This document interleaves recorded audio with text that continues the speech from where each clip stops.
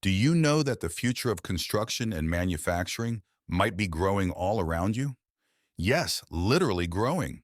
Stay tuned as we dive into the revolutionary world where plants and technology merge. Imagine a world where buildings repair themselves, materials adapt to environmental changes, and everyday objects are alive. Sounds like science fiction? Well, think again. Researchers are turning the tables on traditional manufacturing through something called engineered living materials, or ELMs. These materials are not just built. They are grown from living cells embedded in a non-living matrix, crafted to form and function in ways we've only dreamed of. In a groundbreaking study reported in ACS Central Science, a team led by scientists Ziyi Yu and Zhengao Dai has taken the first steps toward turning this dream into reality. Their approach, a marriage between synthetic biology and 3D printing. They start with tobacco plant cells, known for their robustness and versatility. These cells are mixed into a special bio-ink, a substance that allows them to be printed into intricate shapes like grids, snowflakes, or even leaves. What makes this bio-ink unique?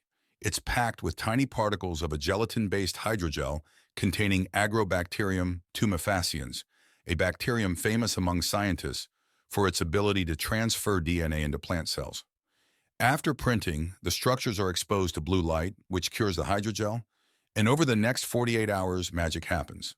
The embedded bacteria transfer new DNA to the plant cells, kickstarting the production of substances like proteins or pigments as directed by the new DNA. Now let's unleash our imagination. The researchers didn't just stop with creating these materials.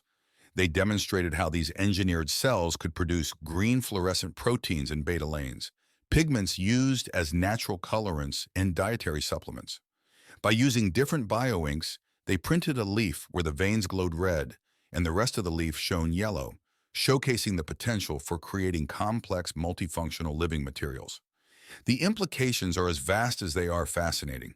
These materials could serve as cellular factories, churning out valuable plant metabolites or pharmaceutical proteins. They could be integrated into sustainable construction projects, where buildings are not just built but grown and capable of self-repair. So next time you look at a plant, imagine the possibilities it holds not just in nature, but in shaping our future cities and industries. The fusion of biology with technology is setting the stage for a more sustainable and fascinating world.